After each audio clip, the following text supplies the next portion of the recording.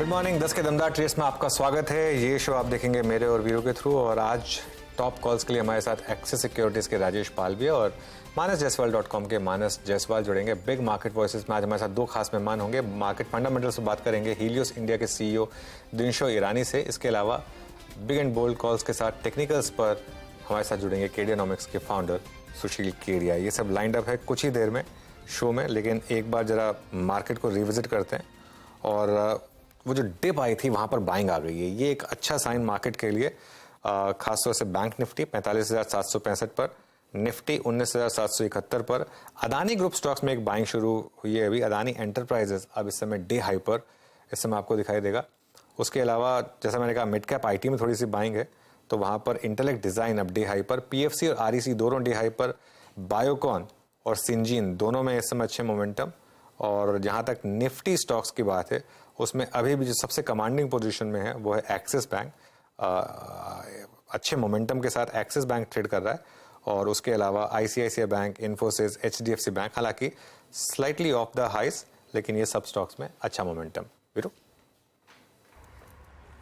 बिल्कुल इंडस्ट्रीज का हाल आपने समझा, देखा, जाना। आपकी स्क्रीन पे 1977 पे 1 पे निफ्टी हल्का सा रिट्रेसमेंट आया, और वो रिट्रेसमेंट कहाँ था? कल की क्लोज ट्रैजेक्टरी के आसपास तक 19736 तक, वहाँ से पुल बैक लिया। बट अनुज, एक्सप्रेशन यही है कि अभी री एंट्री की, अगर आपने 19,800 पे प्रॉफिट बुक किया तो अभी री एंट्री की जल्द करें या किसी रीजनेबल डिप का इंतजार करें? नहीं, री एंट्री हाँ, री एंट्री के दो ही मौके हैं। या तो आप 19,811 निकाल दें जो आज का हाई है, इन दैट केस जिन्होंने आज शॉर्ट किया होगा वो सारे के सारे फंसेंगे, या फिर आपको एक डिप मिल जाए, वो जो हमारा मॉर्निंग वाला लेवल था 19,650 के करीब का आपको डिप मिल जाए अगर, तभी आप बाय करें। वरना फिर यहाँ पे नो मैंस लैंड है वीरू, यहाँ पे बाय करके ना फंसने का रिस्क है। इसके लिए मतलब कहने को हो सकता है कि आप क्यों वेट करें हाई निकलने की, लेकिन वो वेट करना पड़ता है कई बार। बिल्कुल बिल्कुल। आपको अपने देखिए पोजिशनली अगर आप लॉन्ग हैं तो कोई दिक्कत की बात नहीं है, लेकिन एज ए डे ट्रेडर आपको तर्क संगत लेवल पे ही री एंट्री मारनी चाहिए। और 19,6550 that's a zone to re enter in Nifty longs. Panel आपकी स्क्रीन पे है। इनसे पहले ट्रेड्स पे बात करते हैं। हमारे साथ सजीद उत्तेकर हैं और कविता जैन है इस वक्त बातचीत करने के लिए। माफ़ कीजिएगा, मानस और राजेश पालविया हमारे साथ मौजूद हैं। मानस, आपके दो कन्विक्शन ट्रेड क्या रहेंगे इस वक्त? जी, तो देखिए सबसे पहले तो इंडस टावर पे खरीदारी करनी है।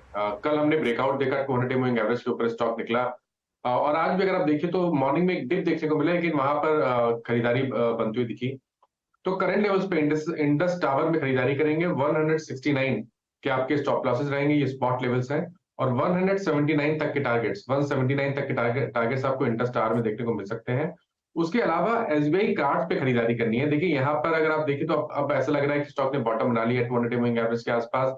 कल हमने थोड़ा लोअर लेवल पे बाइंग इंटरेस्ट देखा, और आज के पैटर्न को देख के लग रहा है कि स्टॉक तैयार हो गया है 50 डे और 20 डे मूविंग एवरेज को ब्रीच करने के लिए। तो एसबीआई कार्ड्स पे खरीदारी करनी है। 842 का आपको स्टॉप लॉस लगाना है और 870 रुपए के टारगेट सेट करने हैं। ओके, एसबीआई कार्ड यहाँ पर आपको बाइंग करनी है, और इंडस टावर ये हो गई मानस की पिक्स। राजेश पालविया जी, गुड मॉर्निंग अगेन। आपकी पिक्स क्या होंगे इस समय की? गुड मॉर्निंग अनुज जी। सो पहला स्टॉक होगा डॉक्टर लाल पैथलैब। ये स्टॉक में देखे तो आज अच्छा मोमेंटम बना है, लॉन्ग बिल्टअप यहाँ पे बनते हुए दिखा है। जिस तरीके के स्ट्रक्चर यहाँ पे बने हुए हमें लगता है यहाँ पे एक अच्छा मूव ड्यूरिंग द डे आते हुए दिख सकता है। 2460 2480 तक के अपसाइड के टारगेट हम प्रोजेक्ट कर रहे हैं। स्टॉप लॉस होगा यहाँ पे 2375 के आसपास। जो दूसरा स्टॉक हमें यहाँ पे अट्रैक्टिव लग रहा है वो है भारत फोर्ज का। अगर ये स्टॉक को देखें तो ऑलमोस्ट ये स्टॉक में जो रैली के बाद एक पिछले 2-3 ट्रेडिंग सेशन से एक हायर साइड पे कंसोलिडेशन देखने को मिला है। हमें लग रहा है जिस तरीके से यहाँ पे ओवरऑल यहाँ के चार्ट स्ट्रक्चर प्लेस्ड है, भारत फोर्ज में एक मोमेंटम यहाँ पे बनते हुए दिख सकता है। अपसाइड के टारगेट हम प्रोजेक्ट कर रहे हैं 895 900 तक के। स्टॉप लॉस रखेंगे करीब हम यहाँ पे 858 के आसपास। भारत फोर्ज यहाँ पर इस समय एक बाय। एक बार रिविजिट करते हैं जरा एक आध स्टॉक्स। मानस, एक बार जरा बंधन बैंक देखिए। कल भी हमने एक बात की थी कि इसको शॉर्ट ना करें क्योंकि ये सब कुछ शायद प्राइस में था। अब इस समय डे हाई पर बंधन बैंक का, यहाँ पर क्या व्यू होगा आपका? देखिए बंधन बैंक डेफिनेटली पिछले करीब 4 सेशन अगर आप देखिए तो स्टॉक कोशिश कर रहा है 215 के आसपास बेस बनाने की, बॉटम बनाने की, लेकिन अभी तक चार्ट्स पे कहीं रिवर्सल के साइन नहीं देखने को मिले हैं। उसको उसके लिए आई थिंक स्टॉक को 225 रुपए के लेवल्स को ब्रेक करना जरूरी है। अगर 225 रुपए के ऊपर निकलेगा तब कोई मीनिंगफुल बाउंस बैक देखने को मिलेगा। तो अगर एक पोजीशन ट्रेड लेना होगा तो 225 के ऊपर 214 214 के स्टॉप लॉस से खरीदारी करेंगे और फिर आप टारगेट 200 मूविंग एवरेज जो कि 245 है वो आप सेट कर सकते हैं। ओके अच्छा, एक बार ग्रासिम को देखते हैं। देखिए ग्रासिम स्क्रीन पे कुछ नहीं कर रहा है इस वक्त, बिल्कुल शांत बैठा है, बट कल की एक बहुत स्ट्रॉन्ग कैंडल थी, प्लस कल का ये टॉप डेरिवेटिव ओआई गेनर था। और एक और चीज़ याद रखिएगा, थोड़ा सा अपने चार्ट्स पे बैक पे जाइए और जनवरी 2022 से लेकर अब तक की इस पूरी स्लोपिंग डाउनवर्ड ट्रेजेक्ट्री के जो हाईएस्ट क्लस्टर हैं, मतलब मल्टी ईयर चैनल के को स्ट्राइक करेगा ये करीब करीब 1790 पर और 1800 पर। मानस, मैं गलत तो नहीं हूँ? अगर ये चीज़ आप भी विटनेस कर रहे हो तो क्या इस स्टॉक को रडार पे रखें?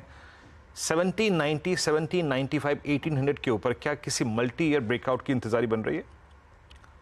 बिल्कुल, अगर आप किसी भी देखिए जो टाइम फ्रेम है उसके चार्ट्स को देखिए, चाहे वो शॉर्ट टर्म हो या तो मीडियम टू लॉन्ग टर्म हो, सब जगह स्टॉक कंसोलिडेट हो रहा है। और अब के पैटर्न, अगर हम कल के पैटर्न को मिलाकर देखें चार्ट्स पे, तो लग रहा है कि स्टॉक अब तैयार हो गया एक बड़े ब्रेकआउट के लिए। और अगर ये 1800, 1810, 1820 के ऊपर निकलेगा तब मेरा तो समझना है कि करीब आपको 150 से 200 रुपए का आपको पोजिशनल बेसिस पे देखने को मिल सकता है। तो बिल्कुल आप तैयार रहिए। अगर 1810 के ऊपर निकले तो खरीदारी करिए, 1740 का स्टॉप लॉस लगाइए और फिर टारगेट आप 1950, 1975 के आप सेट कर सकते हैं। अगर आप बिल्कुल ट्रेडर हैं तो मेरा तो समझना है कि कल के मूव के बाद आज भी आप खरीदारी कर सकते हैं। 1764 के स्टॉप लॉस से खरीदारी करिए 1830 के टारगेट के लिए। चलिए अब एक काम करते हैं, मानस जी और राजेश पालवे जी, बहुत बहुत शुक्रिया आज हमारे साथ जुड़ने के लिए। अब हमारे साथ हीलियोस इंडिया के सीईओ दिनशो ईरानी जुड़ गए, उनको जोड़ लेते हैं। दिनशो जी, गुड मॉर्निंग, बहुत बहुत शुक्रिया जुड़ने के लिए। अभी कुछ दिनों पहले मैं समीर जी से बात कर रहा था तो उन्होंने कहा था कि आप लोगों ने HPCL काफ़ी ऐड किया है, तो ये मतलब, और उसके बाद से वो स्टॉक रुका नहीं है, ऑयल मार्केटिंग कंपनीज के जो शेयर्स है रुके नहीं है, जबकि क्रूड ऊपर जा रहा है। तो ऐसा क्यों हो रहा है और इस समय क्या व्यू है आपका इस स्पेस पर? अनिल जी, धन्यवाद आपके शो पर आमंत्रित करने के लिए। तो HPCL का ऐसा है कि एक्चुअली हमारा यही सोचना था कि अगर जो आपको याद होगा लास्ट क्वार्टर का जब नंबर्स आए थे उसके बाद में मैनेजमेंट ने अनाउंसमेंट किया था कि जो लुब्रिकेंट्स का बिजनेस है हम डीमर्ज करना चाहते हैं, और दैट इटसेल्फ उसमें काफी वैल्यू था वो बिजनेस में। तो हमने बोला अगर जो वैल्यू अनलॉकिंग हो रही है तो उसको परे करके, अगर जो आप देखें प्योर वैल्यू जो HPCL का बन रहा था, एक्स जो परसीव वैल्यू था हमारा लुब्रिकेंट्स का, बहुत ही सस्ता था। तो हमने बोला ये तो लेने लायक बनता है। लेकिन हमने भी एक्चुअली ऑफशोर फंड में काफी लिया है, डोमेस्टिक में इतना माल नहीं लिया हमने यहाँ पे, क्योंकि हमारे पास PMS में तो नहीं लिया बिल्कुल भी, पर हमारे AIF में हमने जरूर ऐड किया है HPCL। और दूसरा ये सोच रहा था कि एक तो जो उनका स्प्रेड है वो काफी इंप्रूव हो गया था इन टर्म्स ऑफ प्रॉफिटेबिलिटी। तो हमने बोला ये मैनेज हो सकता है फॉर अ वाइल, क्योंकि अभी गवर्नमेंट के ऊपर भी प्रेशर नहीं है टू रिड्यूस प्राइसेस, क्रूड के भाव भी नीचे थे, तो इसलिए हमने ये सोच के बैठे थे। और ये ठीक ही लग रहा है, मतलब इतना कुछ अभी मुझे लगता है कि बल्क ऑफ द जो काफी जो तेजी हो गई है उसमें स्टॉक में, वो हमने भी नहीं सोची थी इतनी जल्दी होगी।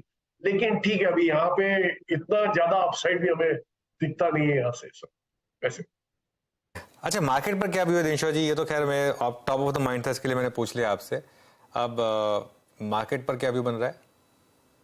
जी, मार्केट पे ऐसा है कि एक्चुअली एक चीज बहुत ही बढ़िया हुई है कि जो रैली अभी तक हुई है, actually year to date rally इतनी बड़ी रैली नहीं हुई है, क्योंकि आप डॉलर टर्म में 3-4% ही रैली हुई है। लेकिन जो भी हुई है उसके बावजूद हमारा जो वैल्यूएशन है वो इतना स्ट्रेच नहीं लग रहा। अगर जो आप पिछले पोस्ट कोविड का जो वैल्यूएशन देखें तो वहां से तो हम सस्ते ही हैं, लेकिन अगर जो 10 साल का भी आप एवरेज देखें तो हम वी आर देयर समवेयर, मतलब 18-19 के बीच में हम घूम रहे हैं और वहीं पे आपका वैल्यूएशन दिख रहा है यहाँ पे। तो इसके हिसाब से ऐसा लग रहा है कि जो ये रैली तो अभी हमें तो यही लगता है कि शुरुआत ही हो रही है यहाँ पे, और एक्चुअली चॉपीनेस रहेगा बाजार में, क्योंकि हमेशा वही चाहिए होता है मार्केट को, एक डाउटिंग थॉमसेस चाहिए होते हैं जो बाजार के जो वहां पे सप्लाई आ सके जैसे। तो इसलिए हमें लग रहा है कि ये चॉपीनेस रहेगा बाजार में, लेकिन ट्रेंड जो है ओवरऑल ऊपर ही रहेगा। और दूसरा आप ये भी देखिए कि इन टर्म्स ऑफ जो रिजल्ट्स आने वाले हैं, जो आए हैं अभी तक इतने खास नहीं है, लेकिन फिर भी इतने बुरे भी नहीं थे जो एक्सपेक्टेड थे, तो इसलिए अपग्रेड्स ही देखे आपने थोड़े बहुत जो नए नंबर्स आए उनमें। तो इसके हिसाब से हमें लग रहा है कि फंडामेंटल सपोर्ट है मार्केट में।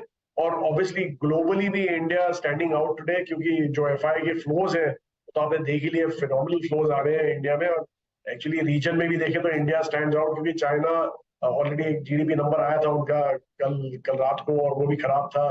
ताइवान में इश्यूज है, कोरिया में इश्यूज है, जो 3 मेजर मार्केट्स हैं जो कम्पीट करते हैं इंडिया के साथ। तो उसके हिसाब से इंडिया एक इतना स्टेबल मार्केट लग रहा है जो रेगुलर फ्लोज दे सकता है। उसके हिसाब से हमें लग रहा है कि वहां पे भी फ्लोज आएंगे, और डोमेस्टिक फ्लोज तो आपने देख ही लिए हैं, 2.5 से 3 बिलियन के फ्लोज मंथली आते ही रहते हैं हमारे मार्केट में। और जब आप सब पुट इन करें तो सिप के साथ ईपीएफओ वगैरह पुट इन करें, तो इसलिए सप्लाई जब तक नहीं आती तब तक हमें लगता नहीं है कि मार्केट में इतना इश्यूज।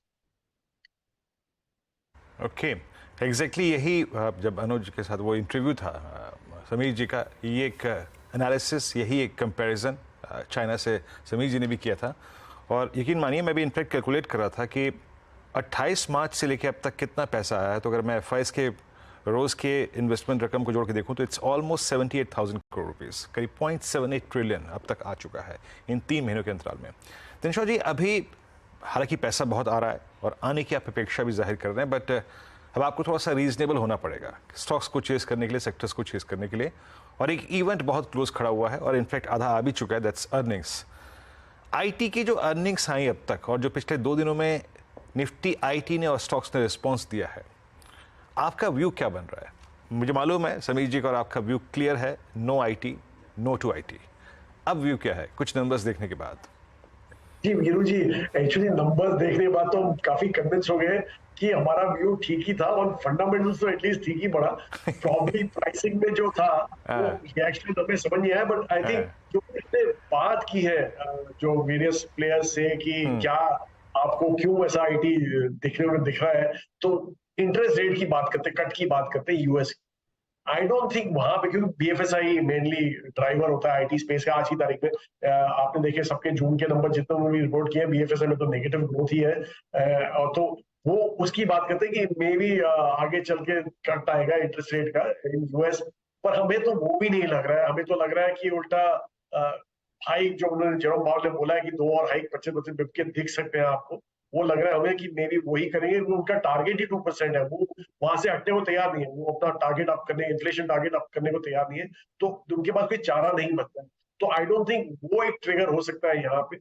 दूसरा आप ये भी देखिए कि जो एक और जो आर्ग्यूमेंट आता है वो ये है कि जो बैंक्स के स्पेंड्स है वहां पे, बड़े बड़े जो बैंक्स के जो अभी रिजल्ट आए हैं, उन्होंने अपने स्पेंड्स कम नहीं किए, वो अभी एग्री कम नहीं किए। लेकिन आप अगर जो ज्यादा उनकी जरा डिटेल में देखें कि कहाँ पे स्पेंड ज्यादा हो रहे हैं, तो कैपिटल्स में उन्होंने ज्यादा स्पेंड करने का सोचा है। और वो एक जो ट्रेंड है वो काफी कंसर्निंग है हमारे आईटी के लिए, बिकॉज यही था जो कैपिटल्स जो पहले गिव आउट कर रहे थे, मतलब जो बड़े बड़े कॉर्पोरेट्स हैं वो अपने कैपिटल्स बेच के they're letting outside IT people do it. लेकिन अभी थिंकिंग ये हो गई है कि कैपिटल्स में ही आपको डिजिटाइजेशन वगैरह करना है, बिकॉज दैट एनएआई वगैरह वहीं पे आपको डेवलप करना है, क्योंकि वही फ्यूचर है, that will be very strategic to your organisation. इसलिए कैपिटल्स बेटर है, जो जीसीसी बोलते हैं जिन्हें वो टर्म्स में ग्लोबल कैपेबिलिटी सेंटर्स जो बोलते हैं।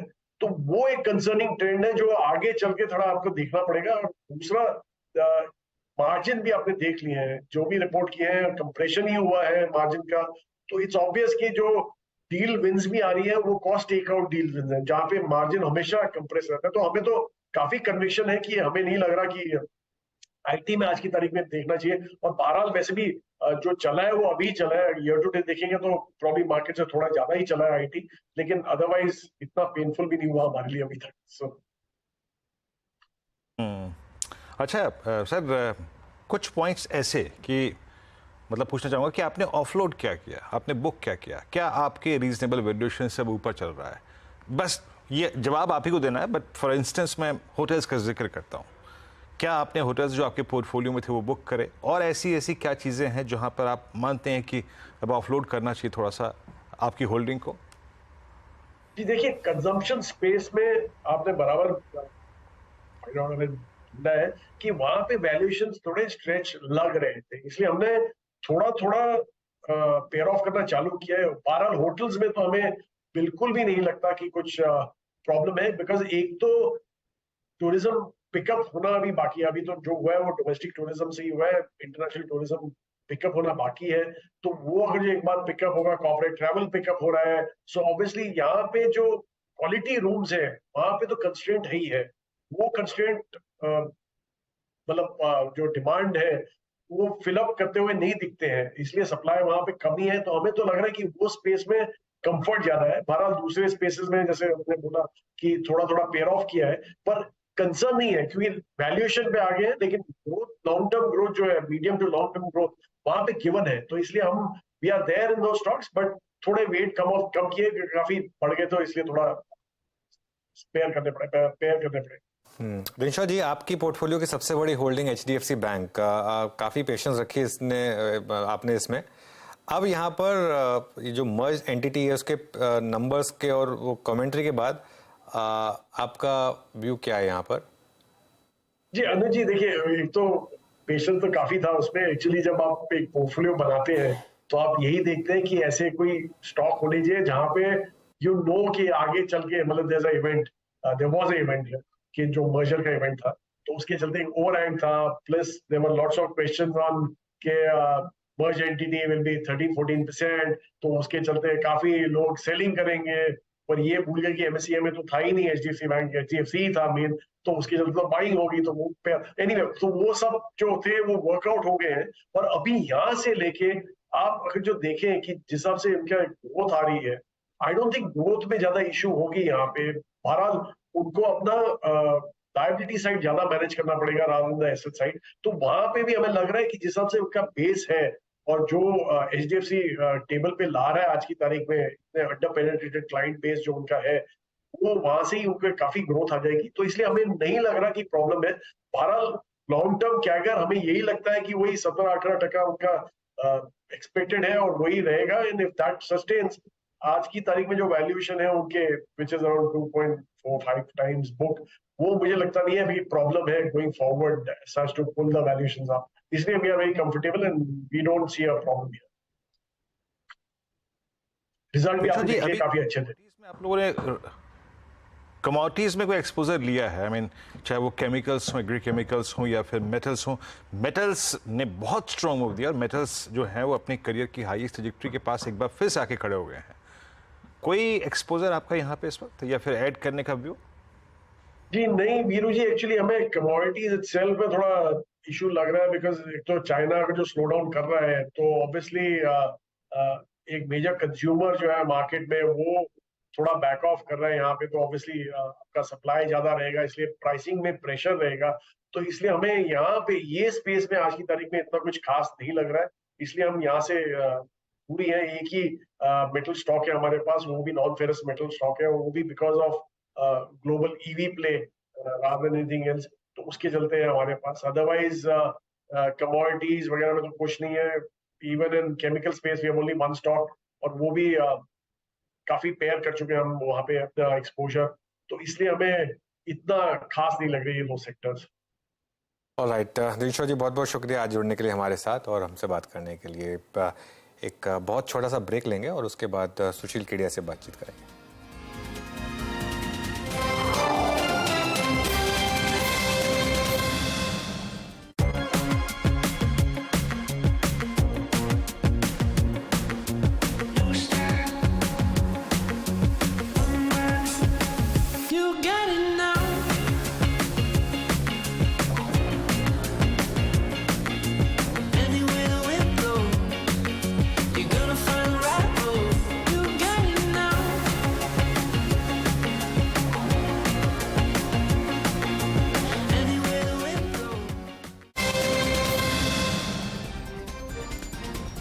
सुशील केडिया जुड़ गए हैं अब हमारे साथ और उनसे बात करते हैं इस मार्केट पर क्या स्ट्रैटेजी रहेगी। सुशील, गुड मॉर्निंग।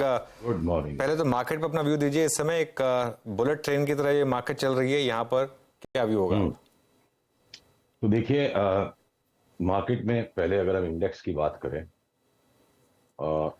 जो अपेक्षित करेक्शन का जो भय था उसको मैं बेस्ट राकेश झुंझुनवाला जी के शब्दों में एक्सप्लेन कर सकता हूँ। 2021 के बाजार में भी जब समझ के बाहर इंडेक्स बढ़ रहा था, पैटर्न्स नहीं मिल रहे हैं फिर भी इंडेक्स बढ़ रहा है।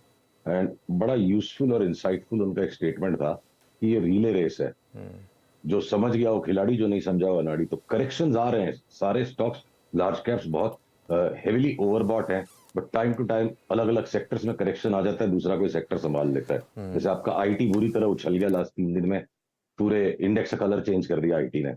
तो एक तरफ वो चीज, और अगर कल कोई 10-12% का अगर निफ्टी में करेक्शन आ भी जाएगा, तो जो दूसरी बात वो हमेशा कहते थे, तेजी में सबका बोलबाला, मंदी में सबका मुंह काला। मतलब कोई शॉर्ट कर भी लेगा तो कोई 100% शॉर्ट सेलर तो अपने करियर के बिगिनिंग में हो सकता है, जिसने थोड़ा बहुत भी वेल्थ एक्यूमुलेट किया है, वो अपने टोटल पोर्टफोलियो का 20% शॉर्ट कर लेगा, 30% शॉर्ट कर लेगा, 50 कर लेगा, तब भी बाकी 50% माल में तो मार खाएगा ही। तो फायदा सबका तेजी में ही है, चल रही है तो चलाते रहिए। और अगर हमें इंडेक्स के अंदर एंट्री एग्जिट्स पकड़ में नहीं आ रहे हैं, तो मच मोर एफिशिएंटली कैपिटल 3 गुना 4 गुना 5 गुना रिटर्न्स इंडिविजुअल स्टॉक्स में दे रही है, उनमें लगे हुए हैं। पर अगर ये वन वे रैली है भी, तो बस सबका अपना अपना सिलेक्शन है, जिसका जिस पे हाथ बैठ जाए। हमारा हाथ बेटर बैठ रहा है बी ग्रुप के स्टॉक्स पे, वहां रिवॉर्ड रिस्क भी ज्यादा मिल रहा है, और टाइम टू टाइम जो सेक्टोरल करेक्शंस आएंगे उनमें शॉर्ट में भी पार्टिसिपेट करेंगे। चलिए, तो मार्केट की बात होगी। स्टॉक्स में इस समय कहाँ दाम लगा रहे हैं आप फिर सुशील जी? आपकी आवाज नहीं आ पाई आखिरी लाइन। स्टॉक्स में इस समय आपकी बिग कॉल्स क्या होंगी? तो देखिए, अगर आप बीएससी की तर्ज पे, क्योंकि हर बार बीएससी की बात उठती है, इस बार आपके बजाय मैंने उठा ली, तो अगर मेरी स्क्रीन पे ये सारेगामा की अगर चार्ट दिख पा रही है, जिस पर हमने पास्ट में भी आपको एक बड़ा बाई कॉल दिया था यहाँ से कि 316-17 निकलेगा तो 700 की चाल शुरू हो जाएगी। 700 की चाल आने के पहले एक राउंड इसने ये जो 450 440 तक का करके एक छोटा सा करेक्शन दिया। अब ये स्टॉक वापस निकल पड़ा है, और मुझे लगता है अब ये जो चाल शुरू हो गई है 700 के पहले रुकनी नहीं चाहिए।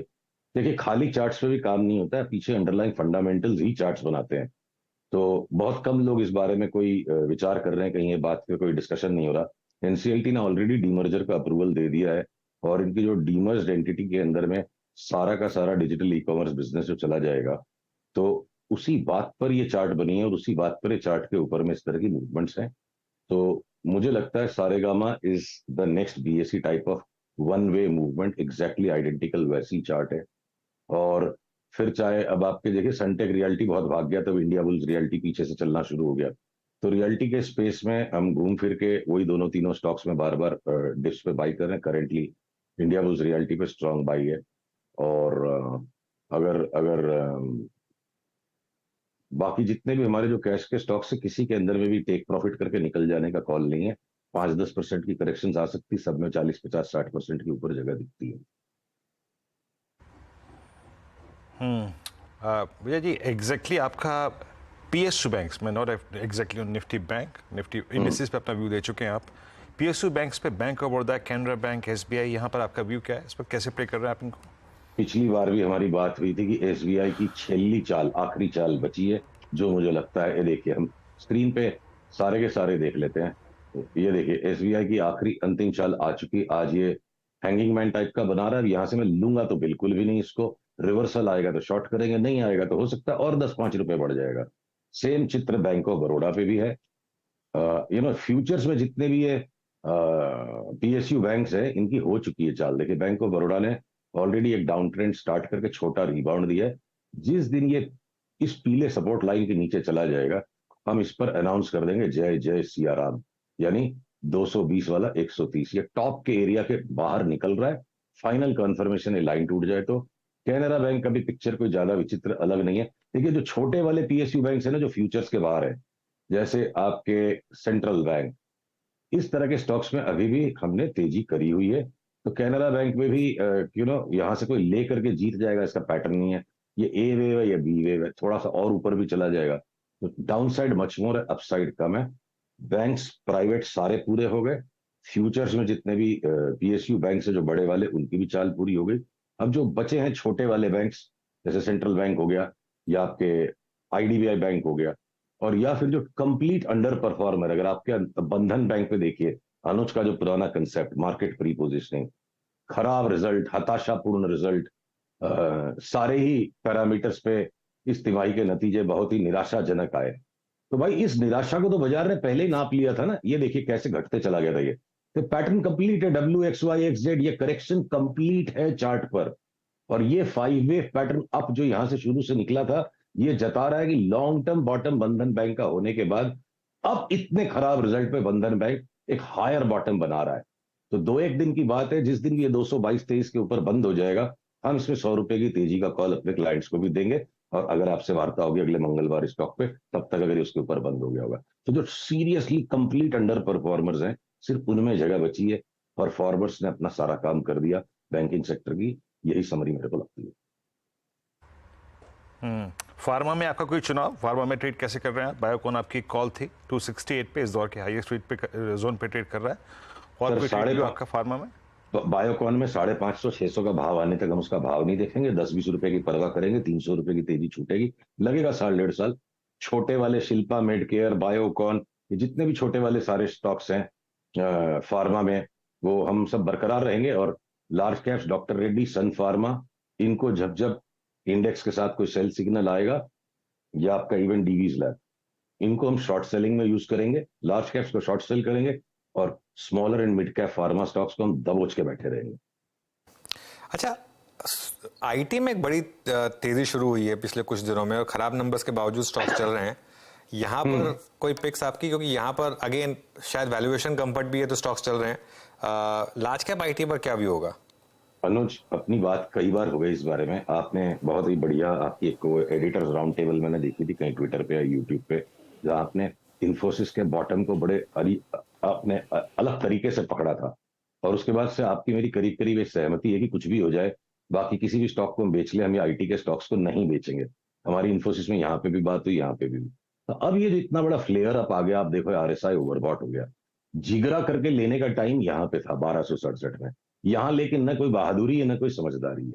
इनको हम टेक प्रॉफिट करने के लिए आप कोई भी अपनी ट्रेंड लाइन यूज कर लो, जो भी एक तरीका है, अपने एग्जिस्टिंग लॉन्ग्स को बचाना है, हर भाव पे लेते नहीं जाना है, और टेक प्रॉफिट हो भी जाएगा तो वापस हम पुल बैक में, मेरे को 1320 की इन्फोसिस में फॉर एग्जांपल मंदी नहीं लगती है, और अगर मेरी लिवरेज पोजीशन है तो मैं आज के लो के नीचे बंद हो जाएगा तो हम एक बार स्क्वायर ऑफ कर देंगे, बट पुल बैक में लेना है। वही पिक्चर टीसीएस का, वही पिक्चर विप्रो का है। विप्रो थोड़ा ज्यादा स्ट्रेच हो गया है, तो लार्ज कैप आईटीज को हमने बेचना ही नहीं है, जो है टेक प्रॉफिट करेंगे, फिर से नीचे घुस जाएगा। विप्रो में देखिए पूरा कंप्लीट पैटर्न हो गया, तो हो सकता है अगले करेक्शन में विप्रो 420-25 वाला एक बार 375-80 भी आ जाएगा। तो शॉर्ट करने का काम खतरनाक इसलिए है इनमें कि कोई शास्त्र में थोड़े लिखा है कि ये प्रोजेक्शन को, इस टारगेट को, स्टॉक को रिस्पेक्ट करना ही पड़ेगा। ये टारगेट एनालिस्ट का टारगेट है, जो दिन भर रॉन्ग होते रहते हैं, सारे लोग रॉन्ग होते हैं।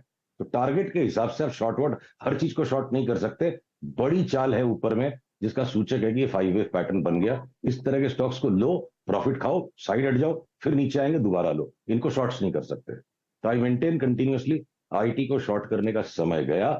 ये कंप्लीट अंडर परफॉर्मर अब आगे का आउट परफॉर्मर है, और जो ऑटो और बैंक्स जो सीवियर आउट परफॉर्मर्स हैं, आगे पीछे साइकिल घूमेंगी, वो अंडर परफॉर्मर बनेंगे।